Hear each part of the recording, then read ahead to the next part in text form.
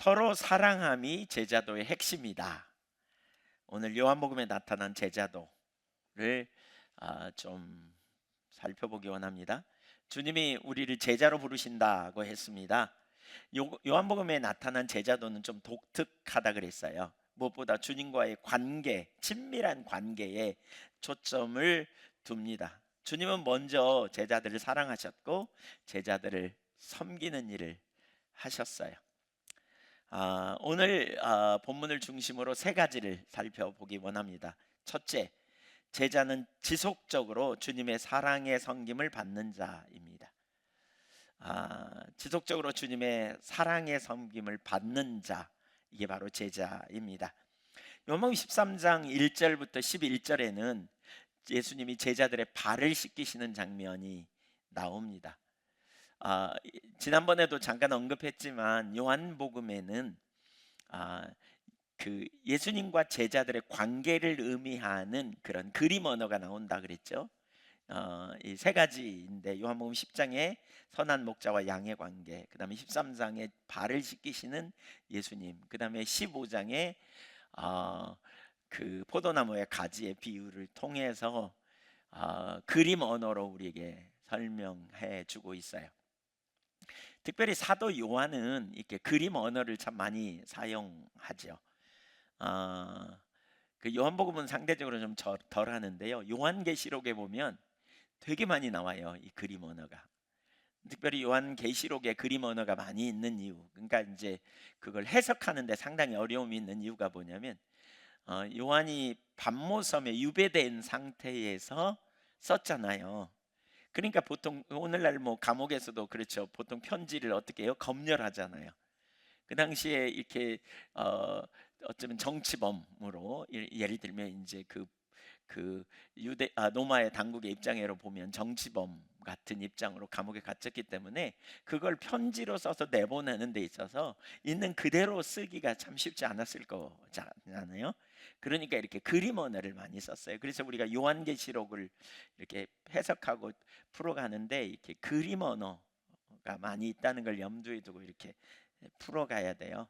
그래서 상징적인 개념이 많죠. 그러니까 오늘날 여러 혼돈이 되게 많은데 어쨌든 여기 이 그림, 요한복음 13장에 나타난 이 그림, 최후의 만찬을 앞두고 제자들에게 발을 씻기겠다 이렇게 하시지요. 제자들은 그 말을 듣고 머뭇거리면서 이렇게 안 내놓으려고 합니다. 그렇지만 이제 예수님이 씻기겠다고 하시니까 머뭇거림에도 불구하고 발을 내어 드렸습니다. 그래서 예수님이 한 사람 한 사람의 발을 씻었는데 제일 마지막 남은 한 사람 베드로는 절대로 그럴 수 없다고 고집을 부립니다. 6절을 보십시오. 시몬 베드로에게 이르시니 베드로가 이르되 주여 주께서 내 발을 씻으시나이까? 그러면서 7절에 예수께서 대답하여 이르시되 내가 하는 것을 네가 지금은 알지 못하나 이후에는 알리라. 베드로가 이르되 내 발을 절대로 씻지 못하시리이다. 여기 절대로라는 말의 원어는 영원히 씻지 못할 것입니다 이렇게 말합니다. 굳은 의지를 표현하는 거죠. 예수님이 제 발을 씻는다고요? 이거 말도 안 되는 일이에요. 그 당시에 문화로 이해해야 돼요. 이런 구절을. 그 당시의 문화는요, 그러니까 누군가의 발을 씻겨주는 거, 이건 아주 굉장히 어려운 일이에요. 그러니까 그 당시의 문화로는 노예들이 하는 일인데 그것도 이방 노예들이 자기 주인에게 씻기는 일, 그러니까 허영격한 신분 차이의 입장에서 할 수 있는 그런 수준의 일이었어요. 그러니까 함부로 못하는 거죠. 근데 그런 일을 하라고 하는 거죠. 그러니까 이제 베드로는 그렇게 표현했잖아요. 근데 주님이 뭐라 그러는가 보세요. 7절을 다시 한번 보실래요? 예수께서 이르시되 내가 하는 일을 네가 지금은 알지 못하니 이후에는 알리라 그랬어요.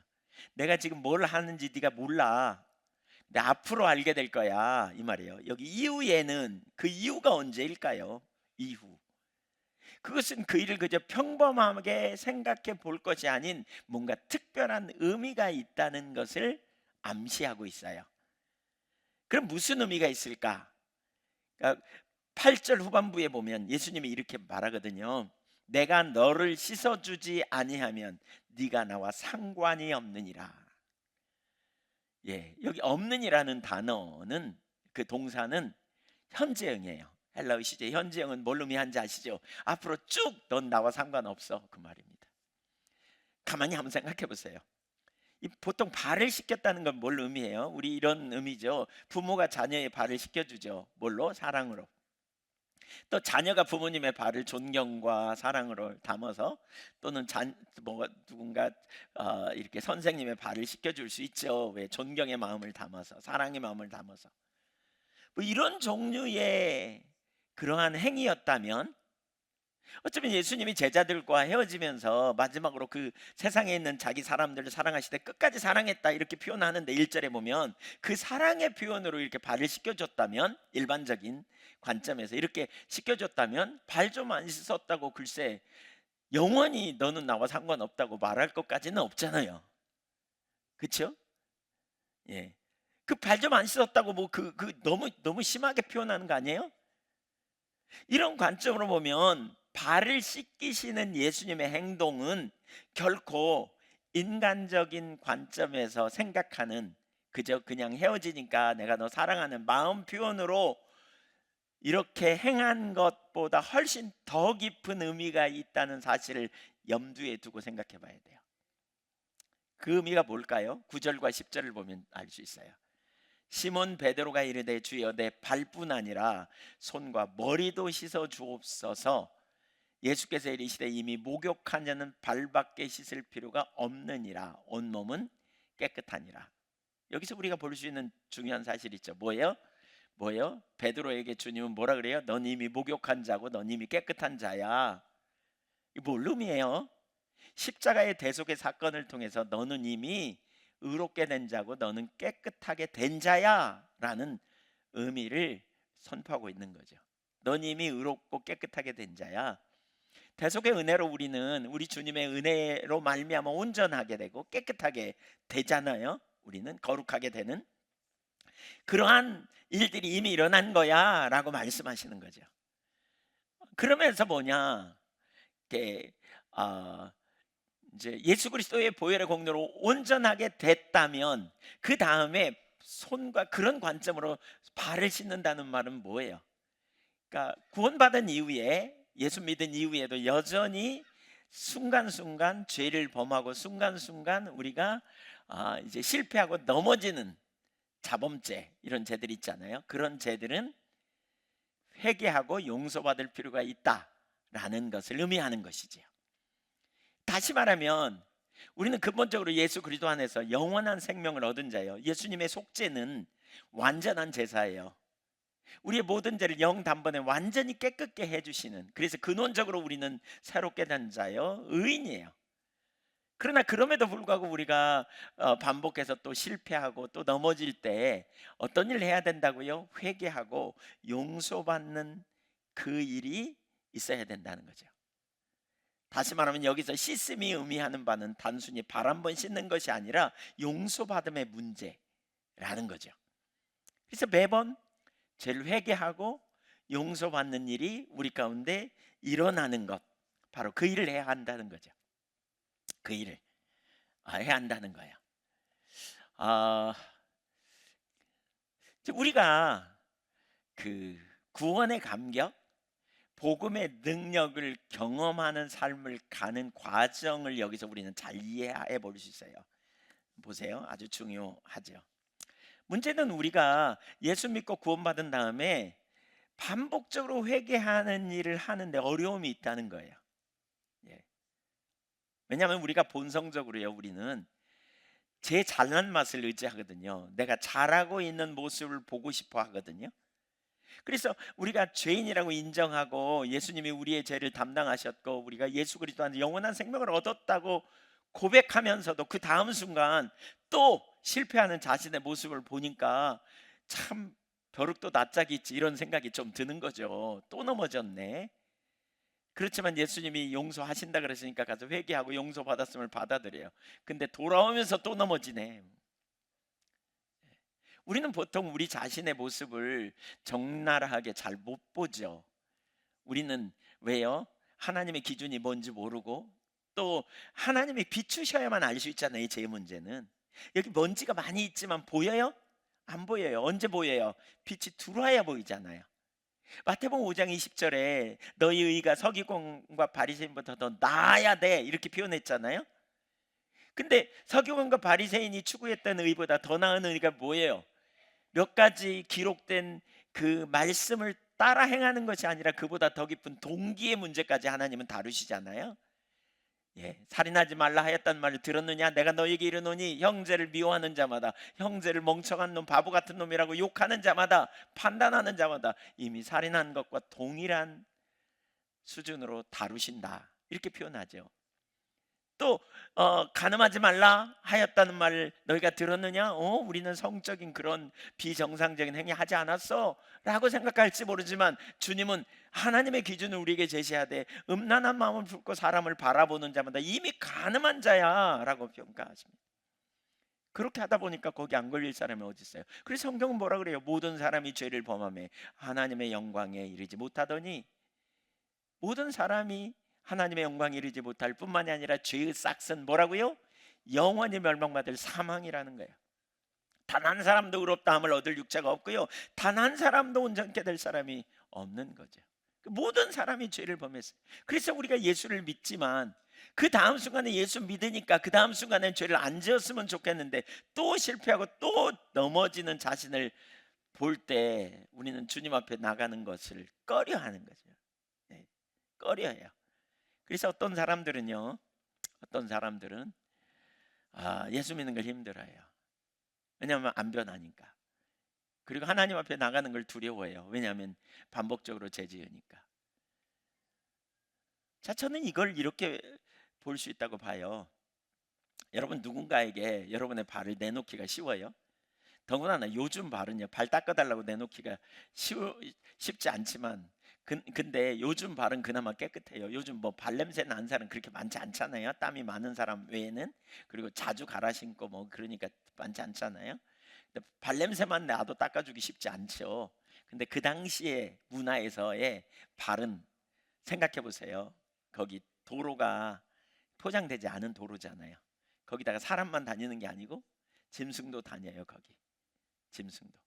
근데 짐승들이 다니면서 그냥 그 화장실 가서 나 참았다가 화장실 가서 누워야지 뭐 그럽니까? 아니잖아요. 아무데나 그냥 막 하잖아요. 아무데나. 그러니까 그냥 도로도 먼지 투성일 텐데 거기에 그냥 철푸덕 하는 것도 있겠죠. 거기다가 뭐 그냥 그러겠죠. 근데 얘기하고 다닌단 말이에요. 예수님하고 얘기하고 다녀. 예수님 뭐 말씀하시면 그거 들으면서 가다 보면 안 보고 갈 거 아니에요. 발에 온갖 오물이 다 묻었을 거예요. 그런 상황에서 발을 내민다? 결코 쉽지 않았을 거거든요. 제가 생각해도 쉽지 않을 것 같아요. 예. 우리가 실패하고 넘어지는 우리 자신의 모습을 주님 앞에 가지고 가는 걸 어려워해요. 제 잘난 맛에 살고 나는 괜찮은 사람이라고 보이고 싶고, 그러다 보니까 이런 내 모습 인정하는 게 결코 쉽지 않은 거죠. 내가 또 실패하고 또 넘어졌구나.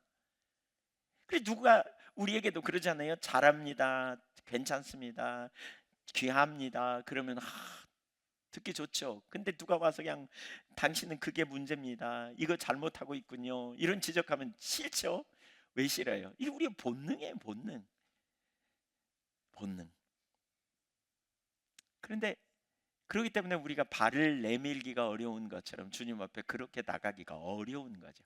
문제는 그렇게 주님 앞에 발을 내놓지 못하면요, 복음이 뭔지를 몰라요. 예수 믿고 영원한 생명을 얻었지만 실패하는 자신의 모습을 보면서 자꾸 도망가고 피하고 싶어하고 반복적으로 죄책감에 눌리고 이런 자리에 머물러 있기가 얼마나 쉬운지 몰라요. 이런 삶을 반복적으로 살다 보면 무슨 일이 벌어져요? 여러 가지 현상으로 나타나는데 그 중에 하나는요, 하나님 앞에 반발해요. 에휴, 살지도 못하는 걸 만들어 가지고 우리를 이렇게 힘들게 하냐고. 그러면서 막 투덜거리는 사람들도 있어요. 예, 하나님은 없어야 돼 뭐 이렇게 하고, 내가 그렇게 살면 뭐 누구게 뭐 이렇게 말하면서. 그러니까 생각의 기원의 책에 보면 니체의 사상에 대해서 이렇게 얘기해요. 니체는 목회자의 자녀였어요. 5대째 목회자 자녀예요. 목회자 자녀예요. 5대째. 큰아들로 태어났어요. 근데 아버지를 되게 좋아했는데 아버지가 일찍 돌아가시고, 동생도, 그 남동생도 일찍 그냥 병으로 가요. 그러고 난 다음에 이제 그 옆에 누가 있냐면 할머니하고 어머니하고 누나가 있는데, 어렸을 때는 작은 예수라고 불릴 만큼 니체가 그렇게 살았대요. 근데 니체가 나중에 뭐라 그러냐면, 그런 하나님은 필요 없다. 말씀도 지키지 못하는 그런 하나님, 지키지 못할 걸 우리에게 요구하는 그런 하나님은 필요 없다. 그 하나님은 죽여야 된다. 이렇게 말하면서 신은 죽었다. 이렇게 막 주장하잖아요. 내버려두면 더 잘 산다. 막 이렇게. 그래가지고 결국 신은 죽었다고 막 이렇게 선포하는 그 영향력이 급속도로 퍼져요. 이 1833년, 32년도에 그 활동했던 그 사람들 있죠. 헤겔의 제자들, 니체, 칼막스, 그 다음에 여기 그 누굽니까, 다인, 이런 사람들이에요. 기독교가 어마어마한 공격을 받는데 그 니체가 그 중심에 있어요. 그럼 생각의 기원이라는 책에서 이렇게 말해요. 왜 그가 그렇게 됐을까? 신실한 가정, 또 신실한 했던 어린 시절에 왜 그렇게 됐을까? 이렇게 말해요. 그의 아버지와 동생의 죽음으로 인해 그는 하나님에 대한 상처를 가졌을 거고, 이제 여자들과만 살았는데 할머니, 어머니, 누나가 매우 율법적이었다는 거예요. 그래서 말씀대로 안 살면 막 지적하고 혼나게 하는. 그래서 여자들을 매우 싫어한대. 니체는. 그 분노했어요. 그러면서 하나님에 대한 분노한 거예요. 그러니까 자기가 못 사는 것 때문에 이제 이렇게 분노하는. 또 다른 형태로 나타나죠. 어떤 사람은 말씀대로 못 사는데 뭐 어떻게 살아? 어찌라고? 뭐 그러면서 적당한 선에서 그냥 살아가는 사람들이 있죠. 적당한 선에서 그냥 설교 기록된 말씀은 다 살라고 기록된 게 아니고 최선을 다하면 되는 거야. 이렇게 말하는 그리스도인들 결코 적지 않거든요. 최선을 다하면 되는 거야. 누가 그렇게 살아? 이렇게 정해놓고. 사실 성경적이지 않거든요. 지가 복음이죠. 자기가 만든. 합당하지 않은 거죠. 네. 그러니까 그 일생을 그렇게 사는 사람들이 결코 적지 않아요. 이런 사람들은 복음의 능력이 뭔지 절대 몰라요. 우리가 오랫동안 예한교회 제가 온 초창기부터 사실 이 문제를 집중적으로 다루게 하면서 계속 나누게 된 게 뭐예요? 우리가 하나님 앞에 죄를 인정하고 우리 안에 답이 없다는 사실을 깨닫고, 우리가 비록 진짜 오물이 잔뜩 묻은 발, 그런 모습이지만 그걸 가지고 주님 앞에 가서 내미는 이런 일. 왜 우리의 삶에 복음의 능력을 경험하지 못하냐면, 바로 베드로가 발을 내놓지 않은 것처럼 발을 숨기려 하는 이런 태도 때문이라는 거죠. 그래서 우리는 무엇보다 더러운 발, 오물이 잔뜩 묻은 그 발을 주님 앞에 내미는 이 일을 해야 한다는 거예요. 제자는 반복해서 예수님 앞에 우리의 허물을 가지고, 우리의 넘어짐을 가지고, 우리의 실패를 가지고 그대로 나아가는 과정이 필요하다는 거예요.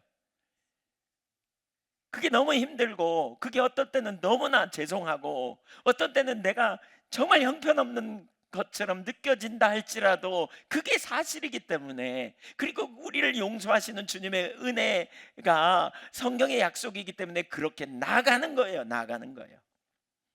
죄책감에 눌리다가 시간이 지나면 감정이 사라지고 피하고 또 열심히 하려고 하다가 또 그렇게 가고, 이러면 복음이 뭔지 이해 못해요. 이런 과정을 거쳐가는 게 필요하다니까요. 어떻게요? 더러운 모습, 감추고 싶은 모습이 있습니까? 숨기는 거예요. 피하는 거예요. 그리고 발을 안 내밀어. 그러다가 좀 희미해지면 또 주님 앞에 나가 열심히 하고, 이게 아니고요. 그런 발을 내미는 거예요. 주님, 이게 접니다. 정말 너무 창피하고 죽을 것 같으면 이게 접니다. 하나님. 이렇게 내미는 거예요. 그러면서 뭘요? 용서해 달라고 구하고 용서하심을 경험하는 일이 일어나는 거예요. 일어나는 거예요. 예. 이런 과정을 반복해 가는 거예요. 그 용서하심의 기쁨이 있지만 또다시 실패하는 모습을 봐요. 죽을 것 같죠? 여러분, 반복해서 넘어지면 정말 죽을 것 같아요. 근데 이런 과정을 거치는 거예요. 또다시 내미는 거예요. 애통함을 가지고 가요. 이런 과정 속에서 몇 가지를 깨닫게 돼요. 그게 뭐냐면, 첫 번째로는 자기 속에 선함이 없다는 사실을 점점 발견해 가는 거예요. 아, 진짜 내 속에는 선함이 없구나. 아, 진짜 나는 의롭지 못하구나. 나는 진짜 바울 사도가 고백한 것처럼 선함이 없을 뿐만 아니라 죄인 중에 괴수, 아무런 소망도 없는 자구나. 우리 주 예수 그리스도에는 결코 소망이 없는, 그래서 나는 정말 치명적인 상황이구나. 곧 죄와 사망의 법 아래에 있는 자이구나. 로마서 7장 24절에 오라 나는 공고한 사람이로다. 누가 나를 이 사망의 몸에서 건져내랴. 이런 자신에 대한 절망하는 자리로 가게 돼 있어요. 많은 사람들이 이런 절망을 경험하면요, 복음을 모르면 우울증으로 갑니다. 그러니까 그걸 피해요. 자신이 괜찮다고는 모습을 붙잡으려고, 제 잘난 모습을 붙들려고 이걸 피해요. 막 사람들이 지적하면 성질내요. 막 설교를 들으면서도 자기의 잘못하는 것을 지적하는 것처럼 느껴지면 화가 나요. 막 우리 속에. 왜요? 자기를 변호하려는 본능이 우리 속에 있기 때문에 그래요. 그래서 거기 가는 게 어려운 거예요. 제가 예안교회에서도 이 부분 집중적으로 나누지만 여전히 이걸 참 힘들어하는 분들도 있는 것 같아요. 자기를 변호하는. 근데 여러분, 그러면 우리가 복음을 경험 못해요. 그래서 어디로 가야 된다고요? 선함 없음을 깨닫는 것이 첫 번째고요. 이런 과정을 통해 두 번째 뭘 발견해요? 죄와 사망의 법 아래에 있는, 그래서 절망 가운데 있는 그 환경 너머에서 발견하는 예수 그리스도 안에 있는 생명과 성령의 법, 생명의 성령의 법을 깨닫게 돼요. 바로 그런 절망 너머에 있는 나를 구원하기 위해 하늘 권리를 포기하고 오신 하나님의 아들의 놀라운 역사를 깨닫게 되는 거죠. 그래서 하나님의 아들이 오셔야 했구나. 아, 그래서 천하 인간의 구원 얻을 만한 다른 이름을 주신 일이 없는 이유이구나. 이걸 발견하는 거예요.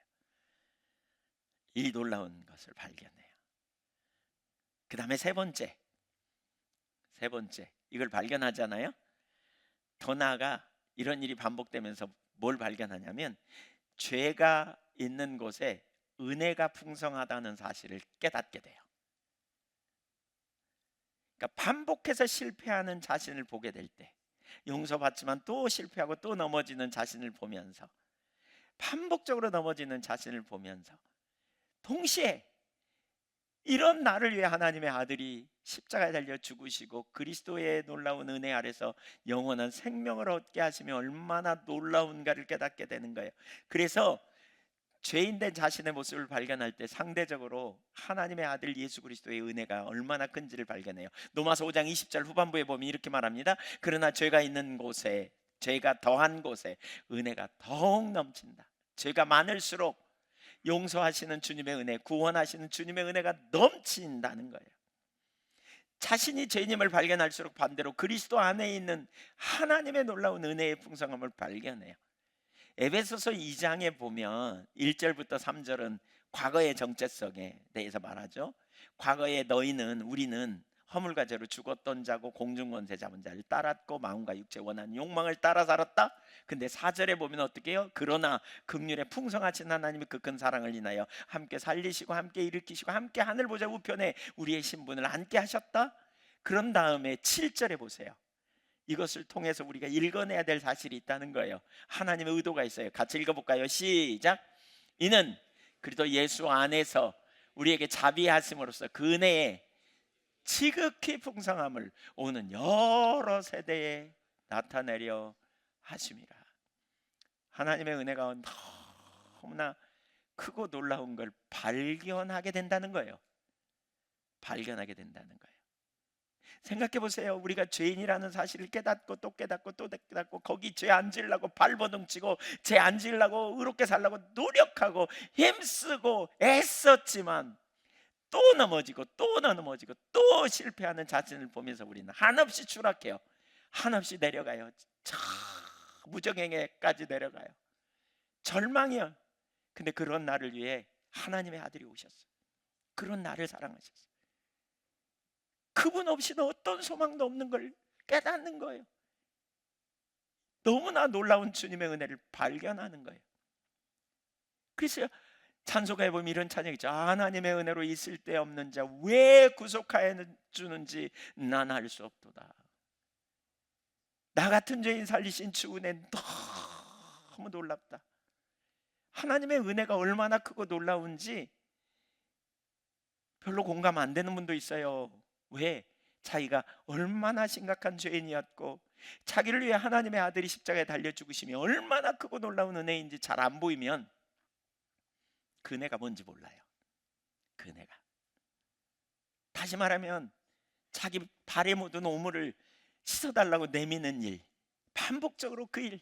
그래서 또 용서받고 또 씻음받고 또 씻음받고, 이런 경험을 통해서 자기 속에 어떤 선함도 없고 오직 우리 주 예수 그리스도의 은혜와 보혈의 공로로 나를 의롭게 하기 위하여 하늘의 하나님이 육신을 입고 이 땅에 오셨다는 사실 자체가 어마어마한 은혜이구나, 이걸 깨닫는 거죠. 로마서 7장 25절 보십시오. 로마서 7장 25절에 우리 주 예수 그리스도로 말미암아 하나님께 감사합니다. 바울 사도가 하나님께 감사한데요. 왜? 예수님 때문에, 예수님으로 인해서 감사한데, 그 이유가 뭡니까? 마음으로는 내가 하나님의 법을, 하나님의 뜻대로 살려고 하는데 내 육신이 죄의 법을 따라 섬기는 모습을 보면서 진짜 내 안에는 답이 없어. 진짜 내 힘으로는 이만큼도 하나님을 기쁘시게 할 능력도 없고 나는 전적으로 은혜 없이는 살 수 없는 죄인이라는 사실을 깨달아. 근데 절망하지 않아. 왜? 나에게는 하나님의 아들 예수 그리스도께서 나를 위해 죽으셨고 나에게 영원한 생명이 되시기 때문이다. 그 은혜가 너무 놀라운 거죠. 은혜의 풍성함, 은혜가 너무 놀라운 거죠. 그 은혜가 너무 큰 거죠. 그래서 이게 복음이에요. 이게 복음이에요. 복음을 아는 사람은 그래서 뭐가 있어요? 마음에 기쁨이 있어요. 어떤 순간 어떤 상황이든지 기쁨이 있어요. 소망이 넘쳐요. 이게 왜? 그 놀라우신 하나님의 은혜, 이걸 보기 때문에 그래요. 네 번째로, 이 과정 속에서, 이 과정, 실패하고 넘어져서 용서하시는 주님 앞에 나아가 인정하고 용서받는 기쁨을 경험하고 또 넘어지고, 이런 과정 속에서 얻어지는 네 번째 경험은 뭐냐? 주님을 깊이 사랑하게 돼요. 더 깊은 사랑으로 가요. 어떤 바리새인이 예수님을 초청하거든요. 누가복음 7장에 보면, 나오는 본문에 보면 예수님 초청해요. 그래가지고 예수님을 이제 같이 식사하면서 대화하려고 그래요. 근데 아마 예수님 발 씻을 물도 주지 않았던 것 같아요, 이 사람은. 그러니까 예수님을 별로 존중하는 태도는 없었던 것 같아요. 근데 예수님이 그 지에 갔더니, 이제 갔는데 이제 거기 밥을 먹으려고 있는데 어떤 여인, 그 동네에 죄 많이 있는 여인이 와가지고 예수님의 발에다 향유를 부어요. 그러더니 자기 머리털로 예수님의 발을 닦여요. 그러니까 그 바리새인 시몬이 그렇게 속으로 평가하는 거죠. 판단하는 거죠. 저 여인이 얼마나 죄인인데, 저 사람이 선지자라면 그가 얼마나 죄인인지 아는데 내버려 두네, 알 텐데 내버려 두네, 이렇게 판단하는 거죠. 그러자 예수님이 그 여인에게, 아니 그 시몬에게 말해요. 너는 나에게 발시물도 주지 않고 이렇게 했는데 이 여인은 머리털로 내 머리를 닦는다. 이제 그런 표현과 함께 이런 표현을 하죠. 많이 탕감받은 자와 적게 탕감받은 자가 있다면 누가 더 그 탕감해 준 사람을 사랑할까? 이렇게 물어봐요. 그랬더니 이렇게 말하죠. 7장 43절에 시몬이 대답하여 이르되 내 생각에는 많이 탕감을 받는 자니이다. 이르시되 네 판단이 옳다. 그 다음에 47절에 이러므로 내가 내게 말하노니 그의 많은 죄가 사해졌도다. 이는 그의 사랑함이 많음이라. 사함을 받은 일이 적은 자는 적게 사랑하느니라. 반대로 얘기하면 용서받음의 은혜가, 그 경험이 많은 사람은 주님을 많이 사랑하게 된다는 거예요. 주님을 뜨겁게 사랑하는 거예요. 그 은혜가 너무 크고 놀랍고 그 사랑이 얼마나 놀라운지 몰라요. 그 사랑이. 여러분, 이걸 우리 가운데 알아야 돼요. 이게 우리 가운데 보여야 돼요. 그분의 사랑이 얼마나 크고 놀라운지. 하늘보다 높고 바다보다 깊은 주의 은혜, 주의 사랑, 우리를 향하시는 완전한 사랑.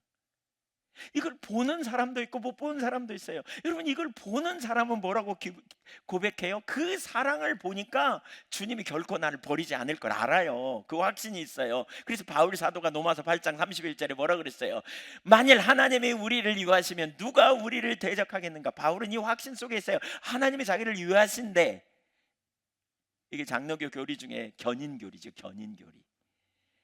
하나님 붙들어서 끌고 간다는 거예요. 이거 견인교리는 이론적 교리가 아니에요.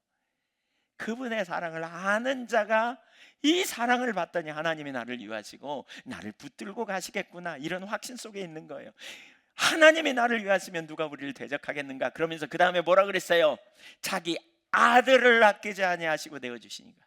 어제 그 아들과 함께 모든 것을 우리에게 주시지 않겠느냐. 그 아들이 뭐 하십니까? 하늘 보좌 우편에서 우리를 위해 중보기도 하신다, 이렇게 고백하죠. 그런즉 누가 우리를 그리스도의 사랑에서 끊을 수 있겠는가? 생각해보라는 거예요.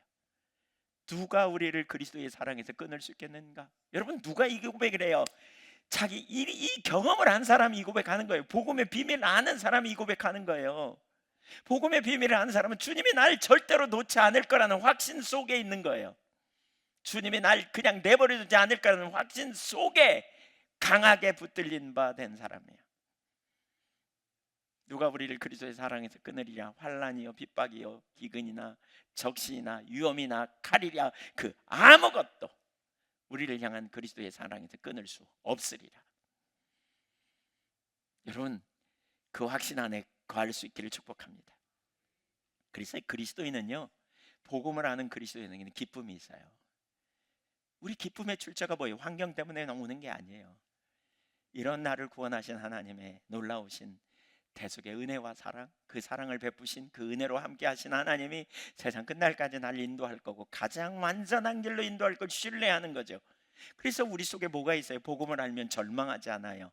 복음을 아는 사람은 절망하지 않아요. 왜냐하면 주님이 세상 끝날까지 함께 하시고, 주님이 함께 계시면 그분이 가장 완전한 길을 내실 거고, 요한복음 2장에 가나의 혼인잔치에 가장 좋은 포도주가 우리의 인생에 남아있을 걸 알기 때문에 그래요. 이게 복음의 능력이죠. 그게 제자의 삶이에요. 제자가 되는 과정에 복음이 얼마나 중요한지 보이세요? 복음이. 여러분, 변호하지 마십시다. 하나님 앞에. 아담이 타락한 다음에 너 왜 따먹었어? 선악과 따먹은 다음에 예수님이, 하나님이 묻죠. 너 왜 따먹었어? 그랬더니 당신이 준 저 여자 때문에, 딱 핑계를 대죠. 우리도 그 익숙해요. 우리 그러면 안 돼요. 어떻게 해야 돼요? 발 못 내밀어요. 아이고 괜찮아요. 저 괜찮거든요. 그리고 발을 가리는데 우리가 얼마나 익숙한지 몰라요. 여러분, 그게 복음이 아니에요. 우리 그리스도인은 어떻게 해요? 말씀을 듣고 여러분이 문제라고 여겨지면, 혹시 설교를 듣다가 혹은 성경을 읽다가 누가 여러분 주변에서 잘못했다고 지적하면, 그게 여러분 중에 하나 해당되면 발을 내미세요. 주님 앞에 맞다고 동의하고 그냥 주님 앞에 발을 내미시라고요. 이게 나라고요. 하나님, 제가 이렇다고요. 그래서 주님이 저를 위해 오셨어요. 주님 은혜 없이는 제 속에 어떤 의나 어떤 선함도 없어요. 그래서 저 주님 필요해요. 그렇게 고백하고 돌아오는 순간 또 넘어질 수도 있어요. 또 넘어질 수도 있어요. 그러나 바로 그런 순간에 어떻게 해요? 애통해 하는 거죠. 또 그리고 가는 거예요. 이런 과정을 통해서 우리가 네 가지를 깨닫는다 그랬죠. 뭘 깨닫는다고요? 선함 없음을 진짜로 알아요. 그리스도에만이 유일한 구원자라는 걸 진짜로 알아요. 거기에 뭐가 보여요? 한량없는 은혜가 가면 갈수록 더 많이 보여요. 그래서 용서받음이 크기 때문에 주님을 크게 사랑해요. 나를 용서하신 주님, 내 사모하는 주님, 영광의 왕이시라. 진짜 내가 사모하고 그 사랑하신 하시는 하나님, 주님이 나를 붙들고 가시고 그 주님이 나와 함께 하시면 얼마나 놀라운 소망이고 능력인지. 갈라디아서 2장 20절에 나를 사랑하사 이제 내가 사는 것이 아니다, 나를 사랑하시고 나를 위하여 자기 자신을 내어주신 그 하나님의 아들을 신뢰하는 믿음 안에서 우리가 하루하루 살아가는 거죠. 그 아들, 그 아드님이 어떻게 해요? 우리 속에서 사시면서 우리의 앞날도 길을 내실 거고, 우리를 돌봐주실 거고, 필요를 채우실 거고, 가장 완전한 길로 이끄실 것을 신뢰하는 거죠. 그 아들을 신뢰하는, 그 아들을 어떻게 알 수 있어요? 십자가에서 나를 내어주신 그 놀라운 사랑과 은혜. 제가 지난 성경 드라마다 하면서 야곱 이야기를 읽다가 제가 많이 하나님 앞에 잠깐 동안 그냥 이렇게 눈물을 흘리면서 하나님 앞에 은혜가, 너무 은혜가 감사하더라고요. 야곱이 도망가잖아요. 형 속이고 아버지 속이고 도망가요. 하나님 앞에 나갈 수 있어요? 형도 속이고 거짓말 하지 말라 그랬는데 거짓말하고 속이고 지중심으로 하다가 지금 쫓겨갖고 도망가는데 지금 살라고. 근데 그 현장에 주님이 오시잖아요. 그 현장에. 그래가지고 위대한 약속을 주잖아요. 우리가 받을 자격이 있어서 우리가 받은 사람인가 생각해 보세요. 어마어마한 하나님의 은혜와 자비와 사랑으로. 제가 그걸 읽다가 하나님 앞에 그런 고백했습니다. 하나님, 제가 야곱입니다. 정말 어쩜 야곱이 제가 야곱 같은 사람입니다. 제 모습을 보니까 너무 그냥 비슷해요. 좀 살아온 삶이 그런 것 같아요. 근데 그런 저거를 선택하여 주시고 저를 자녀 삼아 주시고 저를 불러 주시고 저를 만나 주시고 정말 수없이 많은 은혜로 저를 구원해 주신 하나님의 대속의 은혜와 사랑, 그 사랑이 얼마나 놀라운지 모르겠습니다. 이런 고백을 했습니다. 여러분, 많이 탕감받고 있으신가요? 많이 용서받고 있으신가요? 옛날에 한번 목욕했으니까 끝났나요?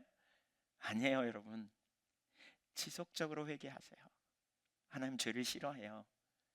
하나님 거룩하세요.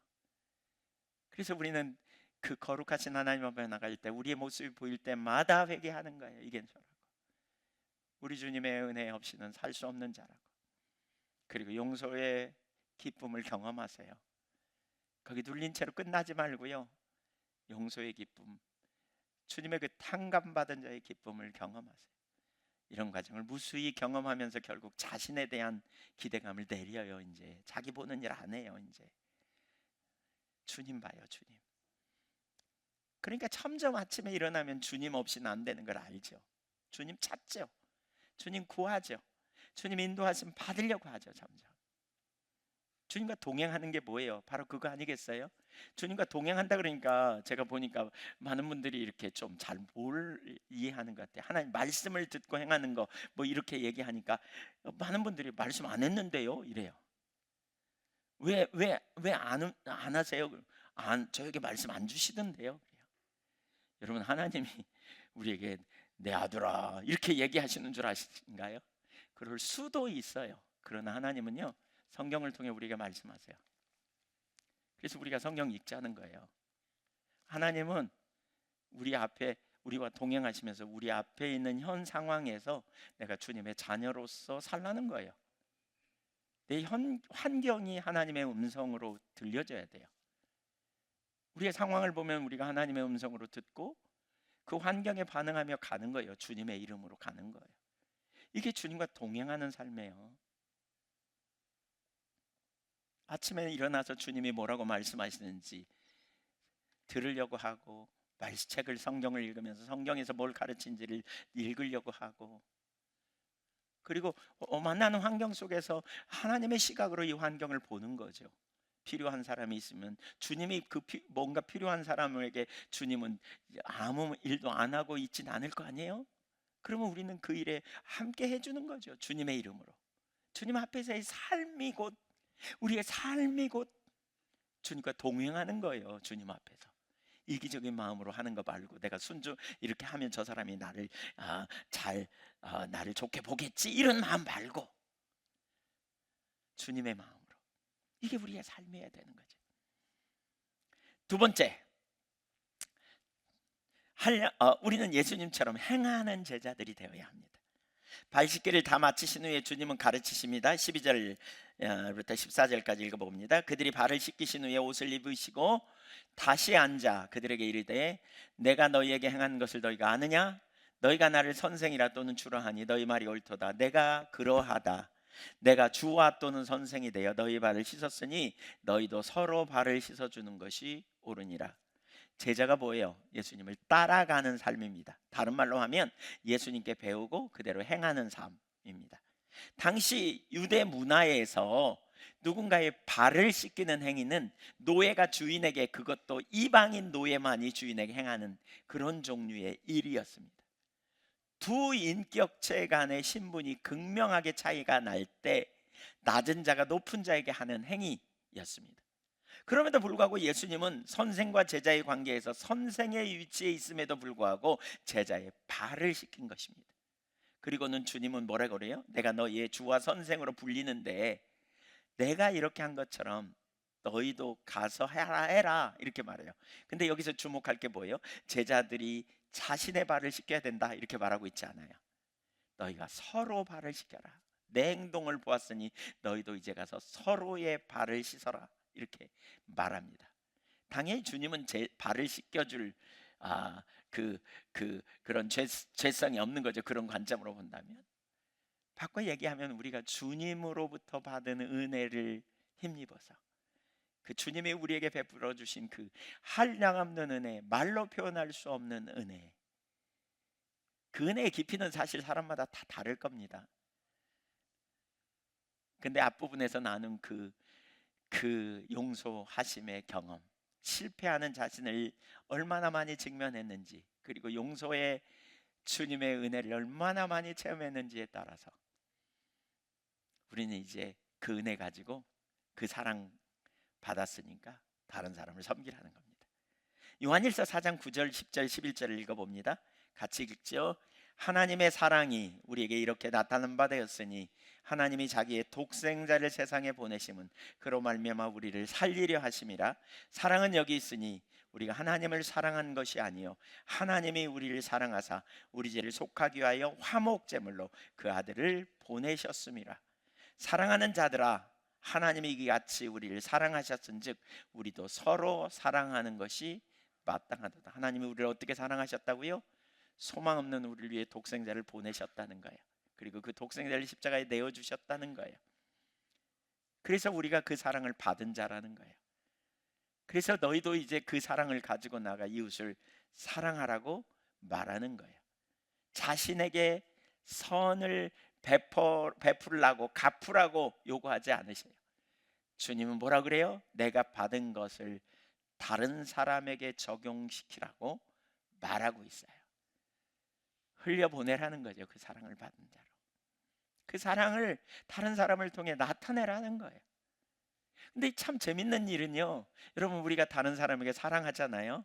그러면 훗날 그것이 하나님, 예수님이 재림하실 때 나타날 일, 마태복음 25장에 말하잖아요. 뭐라 그래요? 그것이 바로 예수님께 한 일이라는 거예요. 그것이 바로 예수님께 한 일이라는 거예요. 우리가 다른 사람을 섬기고 사랑하고 돌봐준 일이 곧 예수님을 섬기는 일이었다는 거예요. 그게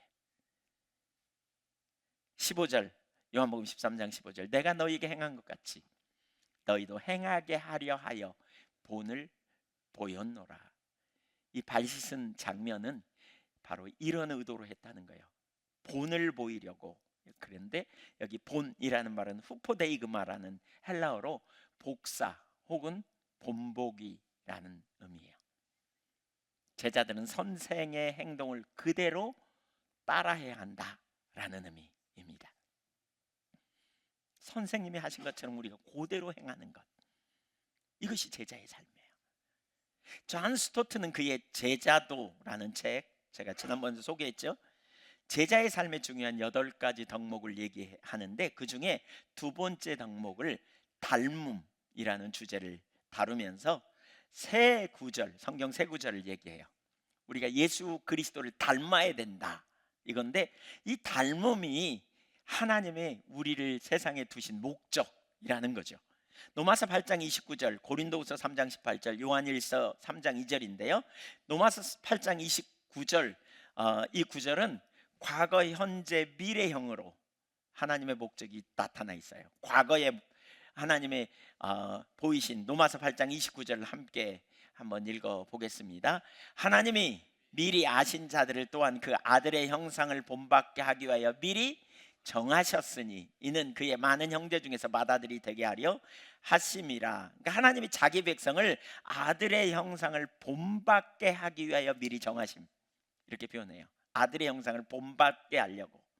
이렇게 타락으로 인해 아담이 창조되었을 때 갖고 있던 하나님의 형상을 많은 부분 잃어버렸지만 그리스도 안에서 그것을 회복시키셨고 이제 그 형상을 닮아 예수님을 닮으라는 거죠. 이것이 하나님의 목적이라는 거예요. 그러면 어떻게 닮느냐? 현재적으로 고린도서 3장 18절, 성령으로 닮아간다 이렇게 말하고 있는데요. 읽어봅니다. 우리가 다 수건을 벗은 얼굴로 거울을 보는 것 같이 주의 영광을 보매 그와 같은 형상으로 변화하여 영광에서 영광에 이르니 곧 주의 영으로 말미암다. 우리가 주님의 영광을 봐서 주님의 영광을 비춰주실 때 우리가 예수님과 같은 형상으로 변화된다는 거죠. 바뀐다는 거예요. 이건 뭘로? 성령으로 말미암아. 이건 현재적입니다. 과거에서 현재로 하나님이 영원한 예정에서 그분이 성령을 통해 지금 우리를 변화시키는 것으로 묘사합니다. 그리스도처럼 되게 하시려고. 그리스도를 닮아가는 것, 이것이 우리 제자의 목적이고요, 성도의 목적입니다. 요한일서 3장 2절을 볼까요? 미래에 주님은 이렇게 말합니다. 사랑하는 자들아, 우리가 지금은 하나님의 자녀라. 장래에 어떻게 될지는 아직 나타나지 아니하였으나 그가 나타나시면 우리가 그와 같을 줄을 아는 것은 그의 참모습 그대로 볼 것이기 때문이니. 장래에 우리는 어떻게 해요? 주님 닮아갈 거다. 네, 이 목적을 위해 일하고 계십니다, 주님이. 그리고 우리로 하여금 그 일을 이루기를 원하십니다. 그래서 주님은 나를 따르라, 나를 본받으라 라고 말씀하십니다. 우리가 어떻게 될지 구체적으로 잘 모르지만 분명한 사실은 뭐예요? 우리는 미리 정하심을 받았다는 거죠. 영원한 목적을. 그리고 역사적인 과정 가운데 성령에 의해 그 일이 성취되어 가고 있는 거예요. 주님을 닮아가는 과정, 이 땅에서. 그리고 최종적인 종말론적인 결과는 뭐예요? 우리는 그분과 같이 나타날 것이라고 말합니다. 그래서 요한 1서 2장 6절을 보면 이렇게 말해요.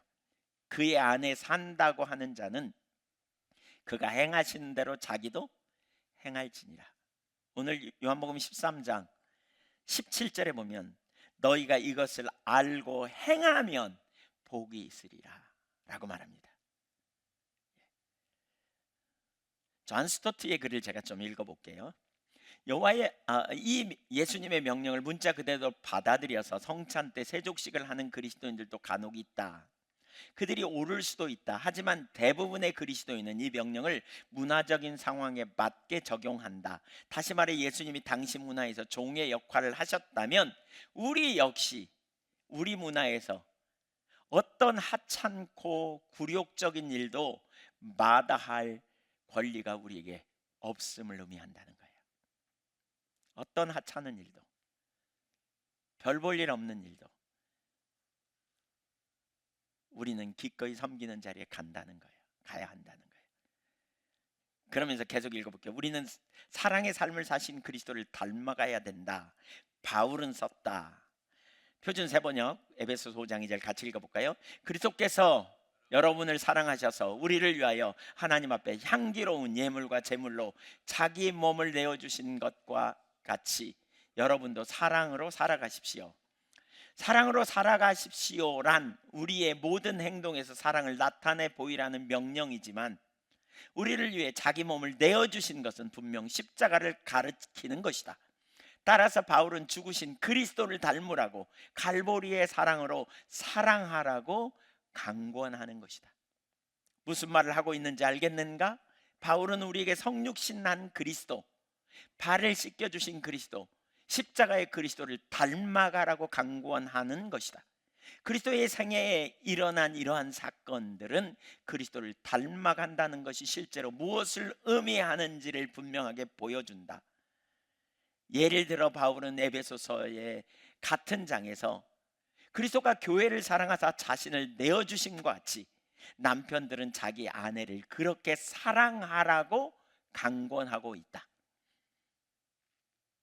실제로 아내를 어떻게 사랑해야 되는지, 남편은 아내를 어떻게 사랑하고 아내는 남편을 어떻게 사랑해야 하는지, 서로 사랑하고 존중하는 이 태도를 하는 것이 성도의 가장 기본적인 자세. 이게 그리스도를 닮아가는 거라는 거예요. 남편들만 한번 따라서 보세요. 아내를 내 몸처럼 사랑한다. 이게 주님의 말이에요. 이게 제자의 삶이라는 거예요. 이게 제자의 삶이에요. 내 몸처럼 그리스도께서 자신을 주신 것처럼. 그러면서 존 스토트는 잔 풀톤의 책을 인용하는데 오늘날의 복음 전도라는 책을 인용해서 이렇게 말해요. 가장 효과적인 선포, 전도는 자신이 말한 바를 그대로 구현해내는 사람들의 선포다. 그들은 곧 그들이 전하는 메시지다. 그리스도인들은 그들이 말하는 것과 같은 모습이어야 한다. 소통하는 것은 무엇보다 사람이지 말이나 개념이 아니다. 그러면서 좀 띄어 진정성은 사람의 내면 깊숙한 곳으로부터 전달된다. 잠깐의 불성실로 인해 지금까지 소통을 위해 이루어놓은 모든 것이 의심스러워질 수 있다. 기본적으로 소통은 진실한 인격으로 가능하다. 또 윌리엄 템플을 인용한다. 그리스도인들이 예수 그리스도처럼 산다면 인도는 내일이면 너희 휘하에 있게 될 것이다. 자신의 제자 중 한 명이 그리스도인임을 알게 된 한 힌두인 교수는 이렇게 말했다. 그리스도인들이 예수 그리스도처럼 산다면 인도는 내일이면 너희 휘하에 있게 될 것이다. 또 다른 예는 아랍의 무슬림이었던 아스칸다르 야디드 목사의 말이다. 모든 그리스도인이 그리스도인이라면, 진정한 그리스도인이라면 그 말입니다. 예수님 닮는 그리스도인이라면 오늘날 이슬람은 없을 것이다. 이 말을 한 사람들이 개인적으로는 모르지만 나는 그 말이 진실이라고 믿는다. 존 스토트 목사님이 이렇게 표현해요. 그러니까 주님이 우리를 제자로 부르셨잖아요. 그래서 우리는 절망적인 상황에서 은혜 받고 이제 구원받으면서 우리는 하나님의 자녀가 됐어요. 그리고 주님이 우리를 제자로 부르셨어요. 그러면 우리는 구원받은 자리에서 가만히 감사하면서 가만히 있으면 안 된다는 거죠. 이제 우리는 제자로서 어떻게 해요? 선생님을 따라 선생님처럼 우리 주님처럼 행하는 자들이 되어야 한다는 거죠. 예수님이 무슨 행동을 하셨어요? 제자들의 발을 씻기셨어요. 그것은 우리로 하여금 그렇게 행하려는 의도였다고 말해요. 그러면 우리가 제자라면요, 이 본문에서 가르치는 가장 첫 번째는 뭐예요? 너희도 가서 다른 사람의 발을 씻어. 이거예요. 그것이 예수님이 주신 새 계명이에요. 요한복음 13장 이 본문 바로 뒤에 34절에 보면 뭐라고 그랬어요? 한번 읽어볼까요? 새 계명을 너희에게 주노니 서로 사랑하라. 내가 너희를 사랑한 것 같이 너희도 서로 사랑하라. 너희가 서로 사랑하면 이로써 모든 사람이 너희가 내 제자인 줄 35절에 알리라. 서로 사랑하래요. 그럼 모든 사람이 너희가 내 제자인 줄 알리라. 이게 새 계명이에요. 새 계명. 예수님이 하신 것처럼 발을 씻어주는 것. 자, 그럼 발을 씻어주는 게 뭘까요? 발을 씻어주는 거. 뭐 생각할 게 많겠지만 우선 소극적인 의미로 좀 생각해 보면 수용하는 거예요. 수용해 주는 거. 여러분, 예수님 발 씻길 때 거기 가룟 유다도 있었다는 사실 아세요? 가룟 유다. 2절에 보면 가룟 유다의 마음속에 예수를 팔려는 생각을 사단이 넣어주는 거죠. 예수님 몰랐나요? 다 알았어요. 10절에 보면 너희 중에 나를 깨끗하나 다는 아니다 그랬어요. 또 좀 뒤에 가면 뭐라 그러지? 너희 중에 나를 팔 자가 있다 이렇게 표현도 해요. 가룟 유다를 지명해가 너 가서 할 일 해 이렇게까지도 말하는. 그때 다 알아. 근데 차별 없이 그의 발도 씻어준 거예요. 예수님의 십자가가 이와 같잖아요. 모든 사람이 예수님을 버렸지만 예수님은 모두를 위해 십자가에 달려 죽으셨어요. 우리가 다른 사람을 수용하는 거 결코 쉽지 않죠. 참 어렵죠. 행동하는 거 보면 쉽지 않고 말하는 걸 보면 상처가 되기도 하고, 그러나 그 모든 사람을 수용하는 자세를 가지라는 말이에요. 발을 씻기라는 말은 다른 사람이 가진 그 다른 사람이 가진 그 더러움, 추함, 어쩌면 정말 가시 같은 그러한 모습, 약함을 볼 때 판단하는 대신에 적극적으로 덮어주고 받아주고 수용하는 자리로 가라는 거예요. 이것이 우리가 해야 될 서로 사랑하는 것의 가장 기초적인 일이에요. 수용하는 것, 있는 그대로 받아주는 거죠. 여러분, 두 사람이 서로 사랑해서 결혼해도 얼마 안 가면 서로 다투고 서로 하는 이유가 뭡니까? 다르기 때문이잖아요. 그래서 자기가 옳다고 주장하다 보면 막 다투고 막 문제가 있잖아요. 근데 서로 다를지라도 있는 그대로 받아주고 사랑으로 섬기고 그리고 기다려주는 이 태도, 이게 필요하다는 거죠. 이건 결코 쉬운 일은 결코 아니죠. 그러나 그런 자세가 없이는 절대로 하나 되는 것 불가능해요. 특별히 이 시대는 얼마나 서로에 대해서 비난하고 비판하는 것이 익숙한 시대입니까? 얼마나. 최근에 하나님께서 지난 연말부터 계속 저에게 주시는 감동 중에 하나는 진정한 사랑. 지난번에 10월 달에 제가 10월 말 11월에 걸쳐서 영국 다녀오면서 주셨던 감동 나눈 적 있죠. 예, 그러니까 믿는 이들에게 적극적으로 사랑하라고. 그러면서 교회 안에서도 적극적으로 사랑이 필요하다는 걸 깨닫게 하셨어요. 그래서 제가 장로님들 모임에서도 이 부분을 하나님이 하라고 하시는 것 같다고. 그 적극적인 사귐, 교제가 뭘까요? 사실 여기까지 가야 돼요. 내가 감추고 싶은 거, 내놓기 어려운 것까지도 내놓고 받아주는 관계죠. 더러운 발을 내밀듯이 내미는 관계. 뭐예요? 어떻게 가능해요? 수용성의 자세가 있지 않으면 안 돼요. 우리가 팀이 되어야 된다 이런 표현을 했잖아요. 사역의 현장에서 팀이 돼야 되는데, 팀이 되려면 어떻게 돼야 돼요? 수용하지 않으면 절대로 불가능해요. 나만 옳다고 나만 따르라고 말하면 절대로 팀이 될 수 없어요. 다른 사람 세울 수 없어요. 수용성, 자기를 넓히는, 받아주는, 주님이 나를 받아주신 것처럼, 주님이 나를 그렇게 놀라운 은혜와 사랑으로 받아주신 것처럼 우리가 그 자리에 가는 이 태도가 필요하죠. 이게 바로 사랑이죠. 어떻게 그럴 수 있어요? 받은 은혜를 기억할 때 이게 가능하죠. 사실 여기 수용성에는 뭐도 포함돼요? 용서도 포함돼요. 수용성에는 뭐가 포함돼요? 판단하는 거, 내리는 일도 포함돼요. 다른 사람 판단하고 다른 사람과 거리 두고 안 만나면 그만이야, 그냥 일정한 관계만 가져, 이런 정도가 아니에요. 적극적으로 넘어서는 관계예요. 수용하는 거예요. 받아주는 거예요. 그래서 나와 다른 사람하고도 같이 살 수 있는 거죠. 왜요? 수용하니까 하나 됩니다. 발을 씻어준다는 적극적인 의미를 생각해 보면 상대방의 필요를 채워주는 것이라고 할 수 있을 것 같아요. 예수님이 그렇게 하신 것처럼 우리가 다른 사람의 필요를 채워주는 거예요. 예, 섬기는 거잖아요. 누군가 어려움을 당하고 있다면, 누구가 고난받고 있다면, 누군가의 도움이 필요하다면 우리가 어떻게 해요? 서로 사랑하는 거예요. 내가 가서 그 필요를 채워주고 그를 돕고 그를 섬기는 거예요. 예. 아까 제가 친밀한 교제 얘기하다 보니까 개인적인 신앙은 있지만 공동체적인 게 잘 안 돼. 또는 뭐 자기 관련 안 되면 별로 안 하려 그래. 여러분, 그거 잘못된 거예요. 여러분, 하나님과 친밀한 교제, 인격적 교제는요, 인격체이신 하나님이 내 안에서 사시도록 내어드리는 거예요. 그래서 주님의 눈으로 환경을 바라보고 주님의 눈으로 문제를 바라보고 있는 거예요. 공동체에서 도움이 필요하다는데 나는 감동이 없어 이러고 아무 일도 안 한다면 그게 무슨 주님과 친밀한 교제겠습니까? 그게 사실 말도 안 되는 행동이죠.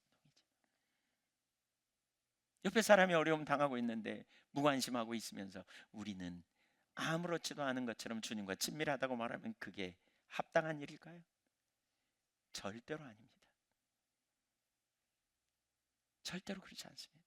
여러분, 이런 사람은 신앙적으로 뒤에 나오지만 절대 성숙되지 않습니다. 성숙되지 않습니다.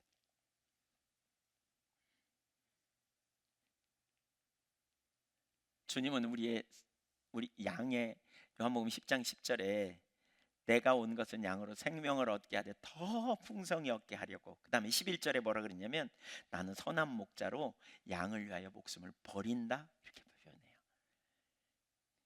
그러니까 우리가 그 사랑을 받은 자예요. 그 사랑을 받은 자. 그 사랑을 여러분이 받았다면, 그 은혜를 받았다면, 그 사랑을 안다면 이제 우리는 그 사랑 가지고 나가는 일을 해야 된다는 거죠. 적극적으로.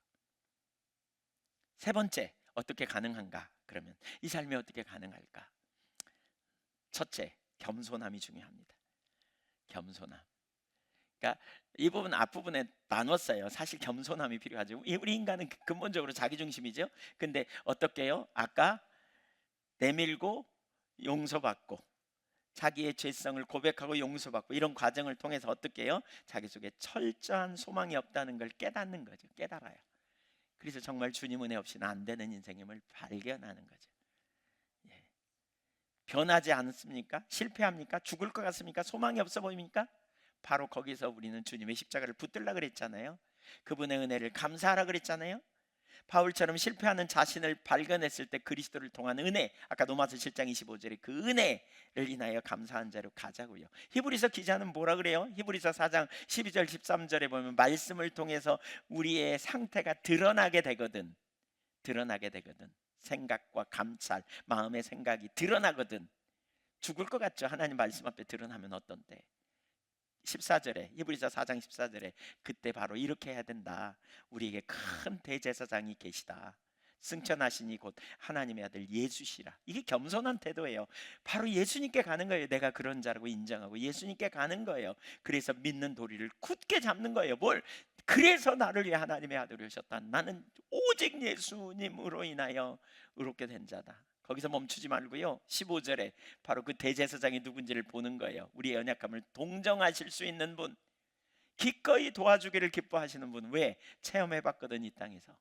그래서 기꺼이 우리를 도와주시는 분. 그래서 16절에 그걸 깨달은 다음에 16절로 가라는 거예요. 어떻게요? 긍휼하심을 받고 때를 따라 시기적절한 은혜를 주실 수 있는 그분에게 담대히 나가 은혜를 달라고 구하는 거예요. 애통함으로 은혜를 달라고 구하는 거예요. 사모함으로 은혜를 구하는 나가는 사람이에요. 겸손한 사람이죠. 바로 이 겸손이 필요해요. 내 자원으로 살 수 없음을 인정하고 내가 정말 사랑하기로 결단한다면 우리 안에 답이 없다는 걸 인식하고 겸손함으로 주님께 은혜를 구하는 거예요. 우리 중에 누가 나는 잘 섬길 수 있어요, 난 됐어요 라고 말할 수 있는 사람 어디 있어요? 아무도 없죠. 그래서 바로 이 겸손함으로 가는 거예요. 은혜를 부어달라고. 두 번째, 성령의 능력으로만 가능해요.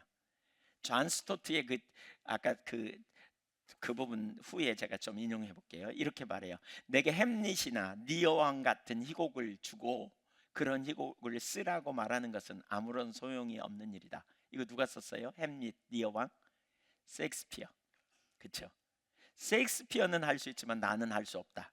내게 예수님의 삶과 같은 모습, 삶을 보여주고 그렇게 살라는 것은 아무런 소용이 없다. 예수님은 그렇게 살 수 있지만 나는 그렇게 살 수 없다. 그러나 셰익스피어의 재능이 내 속에 들어온다면 나는 셰익스피어처럼 그런 글을 쓸 수 있을 것이다. 마찬가지로 예수님의 영이 내 속에 들어온다면 나도 그분처럼 살 수 있다. 하나님의 뜻은 우리가 그리스도처럼 되는 것이고 하나님의 방법은 우리를 성령으로 충만하게 하시는 것이다. 그래서 로마서 8장 3절 4절에 보면 그런 표현이 있잖아요. 육신이 연약하여 할 수 없는 그것을, 육신이 연약하여 율법으로 할 수 없는 그것을 하나님은 하시나니, 하나님이 당신의 성령을 우리에게 주셔서 그 성령의 인도를 따라갈 때 그 일이 가능하다라고 말하고 있죠. 기억하십시오. 우리의 힘으로는 할 수 없지만 하나님은 우리가 그분의 뜻을 이룰 수 있도록 성령을 주셨습니다. 바울 사도는 우리가 하나님의 자녀로서 생명의 성령의 법으로 살 수 있다고 말합니다. 진리의 성령이 우리를 모든 진리로 인도하시고 모든 것을 생각나게 하시고 가르치시고 능력으로 함께 하십니다. 진리의 성령이 저와 여러분 안에 있음을 믿으십시오. 그리고 성령을 의지하는 거예요. 성령의 인도를 따라 우리가 섬기는 게 참 어려워요. 어떤 때는 제가 지난번에 서울에 이제 여기서야 뭐 이렇게 대중교통을 탈 일이 거의 없으니까, 그런데 서울에 가가지고요 이렇게 이제 일이 있어서 이제 거기 가다가 지하철을 탔어요. 지하철 탔는데 엄청 피곤하더라고요. 근데 마침 자리가 하나 나가지고 딱 앉았어요. 근데 이제 저보다 조금 뭐 좀 연세가 있으신 분이 제 앞에 딱 와서 서요. 서가지고는 아이고 아이고 아이고 아이고 이러면서 서요. 이렇게 제 옆에도 있고 뒤에도 있는데 왜 꼭 내 앞에 서가지고 아이고 아이고 아이고 이렇게. 저보다 나이 그렇게 많지 않은 것 같아요. 제가 볼 때는 이렇게 제가 젊어 보여서 그렇지, 근데 아닌가? 하여튼 어쨌든 제 옆에 있는 젊은이들은요 이거 보느라고 뭐 이거 보고 그냥 쳐다도 안 봐요. 근데 아이고 아이고 아이고 막 이러면서 막 이러면서 그분이 아나 봐요. 이렇게 누가 일어서 줄까 이런. 정말 힘들더라고요. 저도 피곤하고요. 근데 주님이시라면 어떻게 할까 이런 생각을 해보면서요 일어났어요. 그냥 힘들지만 일어났어요. 제가 뭘 신뢰한 줄 아세요? 주님이 능력 주실 걸 신뢰했어요. 그리고 일어났어요. 그랬더니 그냥 그분이 얼른 앉더라고요. 제가 그 옆에 서가지고 하나님 그냥 믿음으로 바라보고 섰는데 엄청 힘들 줄 알았는데 시간이 갈수록 제 힘든 피곤이 사라져가는 느낌을 받았어요. 별로 안 믿기는 분위기 같은데 한번 해보세요. 그러나 그리고 마음 안에 진짜 말할 수 없는 기쁨이 제 속에 있었어요. 신앙은 그거죠. 그리스도께서 우리 안에 사시게 하는 것, 인격제 되신 그분, 그리고 그분이 우리에게 능력 부으실 걸 신뢰하고 가는 거죠. 여기는 대가가 요구되고 여기는 힘듦이 따라요. 그러나 그것이 우리 그리스도의 제자된 우리의 삶인 것이죠. 마지막 세 번째, 서로 사랑함이 열매 맺는 비결입니다. 이게 이제 핵심, 이거 아주 중요한 부분입니다. 주님은 우리에게 왜 행하라 그러셨을까 하는 거죠. 우선 되게 중요한 게 행하라 그러시잖아요. 행하라고.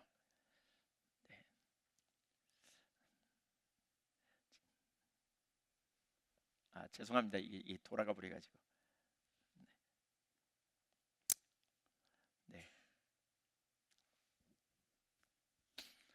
입술로만 머리로만 사랑하라는 말 무수히 듣는데 입술로만 머리로만이 아니잖아요. 주님은 구체적인 사랑의 섬김으로 나아가죠. 근데 참 중요한 게 이거예요. 여러분, 참 중요한 게 이거예요. 아까도 나누지만 우리가 인격적인 주님과의 교제다. 그러니까 개인적인 교제 안에 있지만 행함으로 잘 못 가면 진짜 우리가 영적인 진리를 몰라요. 성숙이 안 돼요.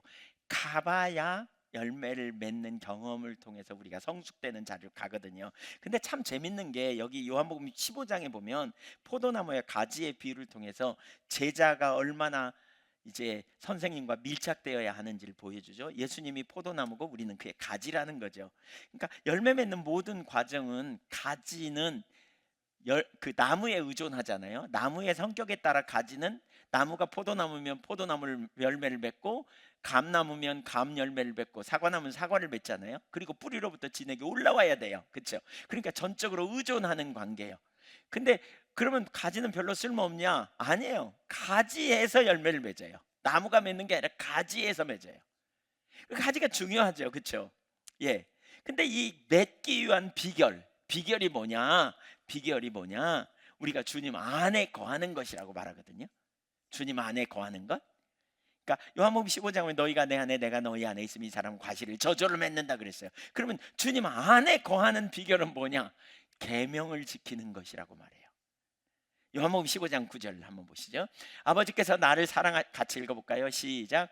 아버지께서 나를 사랑하신 것 같이 나도 너희를 사랑하였으니 나의 사랑 안에 거하라. 내가 아버지의 계명을 지켜 그의 사랑 안에 거하는 것 같이 너희도 내 계명을 지키면 내 사랑 안에 거하리라. 이 계명이 뭘까요?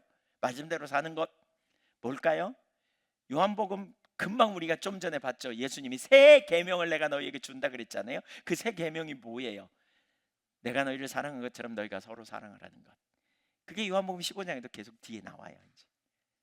서로 사랑하는 것, 이게 계명이에요. 이게 새로운 계명이에요. 예수님이 주신 계명. 그래서 하나님 사랑, 이웃 사랑, 이것이 핵심이에요. 가장 먼저 해야 될 것이 제자도의 삶의 가장 기본은 뭐냐? 사랑하는 거예요. 서로 사랑하는 것. 13절, 사람이 친구를 위하여 자기 목숨을 버리면 이보다 더 큰 사랑이 없나니. 예수님이 먼저 그 사랑을 보여주셨죠. 14절, 너희는 내가 명하는 대로 행하면 곧 나의 친구라. 친밀한 교제도 사랑하는 자가 친밀한 교제 가게 된다는 거예요. 이게 주님 안에 거하는 비결이에요. 그러면서 15절, 이제부터는 너희를 종이라 하지 아니하리니 종은 주인이 하는 것을 알지 못함이라. 너희를 친구라 하였노니 내가 내 아버지께 들은 것을 다 너희에게 알게 하였음이라. 너희가 나를 택한 것이 아니요 내가 너희를 택하여 세웠나니 이는 너희로 가서 열매를 맺게 하고 또 너희 열매가 항상 있게 하여 내 이름으로 아버지께 무엇을 구하든지 다 받게, 기도응답 있도록 열매 맺고 기도응답 있는 삶, 이 삶 살게 하려고. 17절 같이 읽습니다. 시작. 결국 뭐예요? 서로 사랑하라는 거예요. 이 선순환이에요. 선순환이에요. 우리가 주님과 친밀한 교제 안에 있는 사람은 주님의 은혜 아래서 사랑하는 거예요. 근데 사랑하면 주님 안에 친밀한 교제 안에 더 거하고요. 그러면서 우리가 어떻게 해요? 더 열매 맺는 삶을 살게 되는 거예요. 친밀한 사랑 안에서 열매 맺는 일이 더 이루어지는 거예요. 이러한 일. 그러니까 친히 모범을 보시고, 이게 바로 제자도, 요한복음에서 말하는 제자의 삶이죠. 사랑하는 여러분, 우리가 말로만, 입술과 혀로만 사랑하지 말고 진짜 행함과 진실함으로 사랑하되 좀 더 한 단계 더 깊은 사랑을 나누는 우리 공동체가 되면 좋겠고요. 가정도 마찬가지고요. 더 깊은, 진짜 깊은 것을 서로 내놓고 수용하는 이 공동체, 이런 공동체로 하나님이 이끌고 계심이 너무 명백히 보이거든요. 우리는 그동안 예한교회 진짜 그 오래되신 분들은 더 알고 또 뭐 그 사이에도 마찬가지지만 집중적으로 나눴던 게 뭐예요? 복음 아니었어요? 복음. 우리 속에 선함이 없다는 거. 그래서 오직 그리스도 은혜 없이는 소망이 없다는 거. 앞에서 나눈, 우리 첫 번째로 나눈 죄됨을 인정하고 용서받고, 인정하고 용서받고, 인정하고 용서받고, 죽을 것 같은 과정을 거치면서 깨달은 네 가지 진리. 선함이 없구나, 주님 오지 않으면 아무런, 주님의 은혜가 아니면 소망이 없구나, 그 은혜에 인하여 감사하고, 그러다 보니까 은혜의 풍성함을 깨닫고 깊이 주님을 사랑하는 이 관계로 가는, 이게 제자의 기본 단계라면 이제 제자는 나아가 적극적으로 사랑하는 거죠. 서로 사랑하는, 섬기는, 저와 여러분이 그 자리의 선물을 통해서 우리 제자 공동체가 되어지고 또 주님의 제자인 것이 널리 드러나는 놀라운 축복이 있기를 소망합니다. 저는 그런 공동체가 된다면 교회 안에 소외된 사람 한 명도 없을 거라고 생각돼요. 그런 사람이 있으면 주변이 살아나겠죠. 왜? 사랑으로 섬기니까. 우리 앞에 사람, 옆에 사람 한번 우리 그렇게 하십시다. 사랑하겠습니다. 그렇게 고백하십시다. 사랑하겠습니다. 예수님처럼. 기도하죠, 같이.